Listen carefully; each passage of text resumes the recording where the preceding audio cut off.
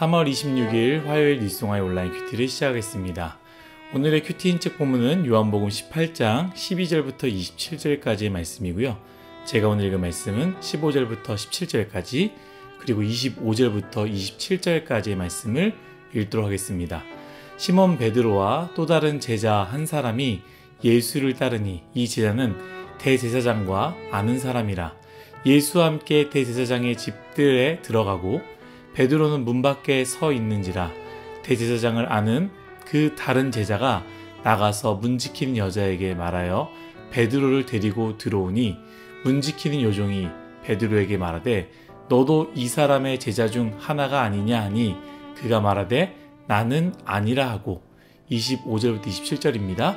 시몬 베드로가 사서 불을 쬐더니 사람들이 묻되 너도 그 제자 중 하나가 아니냐. 베드로가 부인하여 이르되 나는 아니라 하니 대제사장의 종 하나는 베드로에게 귀를 잘린 사람의 친척이라. 이르되 내가 그 사람과 함께 동산에 있는 것을 내가 보지 아니하였느냐.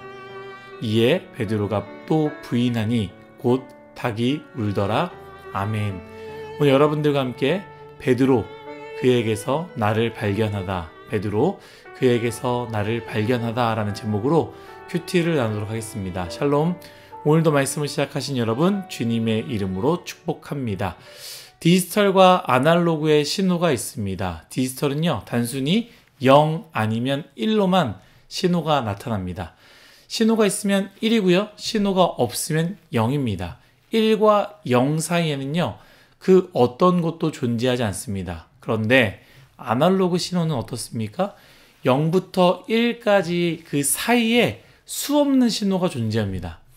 여러분, 우리의 감정과 마음, 우리의 신앙은 디지털입니까? 아날로그입니까? 단순하게 나는 믿는다 혹은 믿지 않는다 이렇게 두 가지로 표현할 수 없을 것입니다. 하루에도 복잡한 마치 롤러코스터를 탄 것 같이요. 한없이 올라가다가도 한없이 내려가는 모습을 보게 되죠. 아마 공감할 것 같습니다. 좋다와 싫다 사이에 애매한 것이 있습니다. 불편하다와 편하다 사이에 어떤 것이 있습니다. 내 신앙이 하나님을 향한 마음이 내 열심이 아닌 것은 아니지만 또 그렇다고 할 수 없는 그 어떠한 애매한 지점이 있는 것이죠. 오늘 말씀에 등장하는 베드로도 마찬가지입니다. 베드로의 모습을 보면 시간에 따라 변화하고 요동하는 모습을 보게 됩니다. 신앙이 있다 없다 단순하게 나눌 수 없습니다. 있지만 부족하고요. 부족하지만 진실했고 진실했지만 실패했고 실패했지만 다시 일어서는 그러한 상황이 바로 우리의 신앙이다라는 것이죠. 그래서 오늘 여러분들과 베드로를 보며 저를 발견한 그 모습을 여러분들과 나누고자 하는데요. 여러분들의 모습 또한 보일 것입니다. 이 모습을 보면서 지금 나는 어떠한지 어떠한 모습인지를 보면 좋을 것 같습니다. 먼저는 베드로의 연약함, 우리의 연약함입니다. 혹시 여러분 베드로와 예수님의 첫 만남을 기억하십니까? 너는 나를 따르라 라고 했을 때 자신이 가지고 있던 그리고 생명줄과 다름이 없는 그물을 버려두고 주님을 따르기로 결심했습니다. 그런데 의심이 들 때 어떤 의심입니까? 정말 예수님이 나의 인생을 책임져 주실 수 있는 분인가? 지금은 저렇게 무기력하신데 지금은 저 로마 권력 앞에서 아무것도 하실 수 없는 분인데 과연 내 인생을 책임져 주실까라는 생각에 주저하는 모습을 보여줍니다. 이전에는 확실히 따르겠습니다 했지만 지금 베드로는요 그 모습은 온데간데 없어지고요 저 멀리서 그냥 지켜보는 모습입니다. 여러분 우리는 어떻습니까? 예수님이 무기력해 보일 때가 있지 않습니까? 세상의 돈 앞에서 세상의 좋은 학벌 앞에서 세상의 성공 앞에서 무기력한 예수님을 확신할 수 없고 하지만 버릴 수는 없어서 저 멀리서 지켜만 보고 있는 모습이 바로 우리의 모습 아니겠습니까? 두 번째는 베드로의 실패함, 우리의 실패함입니다. 저 멀리서 예수님을 바라보고 있습니다. 그리고 혹시 기적이 일어나진 않을까? 혹시 이 모든 상황에서 역전하시는 능력을 보이실까? 간만 보고 있는 중 사람들이 베드로를 알아봅니다. 너도 저 무기력한 예수를 따르는 자가 아니냐라고 묻는 것이죠. 그때 베드로는 어떻게 합니까? 예수님을 부인합니다. 심지어 나중에 어떻게 합니까? 요한복음엔 나오지 않았지만 다른 서신서에서는요, 예수님을 저주하면서 나는 예수님과 상관이 없다라고 이야기합니다. 여러분, 우리의 모습이 그렇지 않습니까? 분명히 예수님을 믿고 있지만 예수님이 부끄러워지는 상황이 올 때, 사람들이 혹시 여기에 예수 믿는 사람이 있습니까? 비아냥대면서 물어볼 때, 혹시 사람들이 예수 믿는 사람들은 이러하다 저러하다라고 조롱할 때, 내 마음 가운데 혹시 내가 교회 다니는 것을 아는 사람이 있을까? 혹시 나에게도 물어보면 어떡하지라는 떨리는 마음에 모르는 척 아닌 척 심지어 조롱하는 자들과 함께 같이 비웃으며 마치 나는 예수님과 아무 상관없다라고 하는 모습을 우리가 보여주고 있는 것은 아닙니까? 베드로는요, 예수님을 따르는 것을 봤을 때 완전한 실패한 자입니다. 베드로 스스로가 잘 알죠.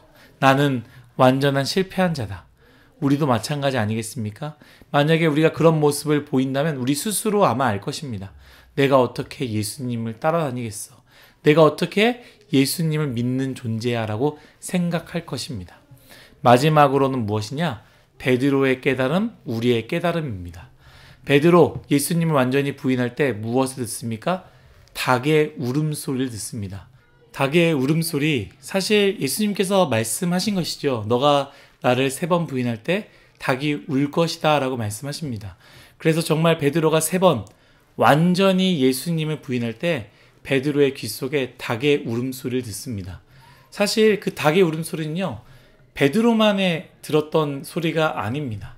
닭의 울음소리, 그 주변에 있던 모든 사람이 들었을 것입니다. 그러나 그 닭의 울음소리를 듣고 마음이 아파 주저앉아 눈물 흘린 사람은 베드로뿐일 것입니다. 베드로는 깨달은 것이죠. 예수님께서 그 말씀하신 그 말씀이 닭의 울음소리로 통해서 깨닫게 된 것입니다.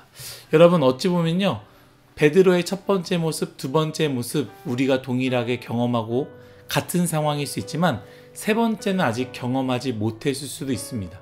닭이 우는 것 같이 예수님의 말씀 우리에게 여러 번 이야기하시지 않았습니까? 그 말씀, 내가 너를 사랑한다, 내가 너를 기다린다, 괜찮다, 함께하자라던 그 말씀이 담임 목사님의 말씀을 통해서, 혹은 김민환 목사님의 말씀을 통해서, 혹은 매일 아침에 듣는 큐티를 통해서 그 소리를 들을 것입니다. 그때 누군가는 깨닫는 것이죠. 그때 누군가는 그 말씀이 베드로의 닭의 울음의 소리가 되어서 깨달음으로 오는 것입니다. 내가 이렇게 살면 안 되겠구나. 내가 이 길에서 멈춰야겠구나. 아, 나는 사랑받는 존재구나.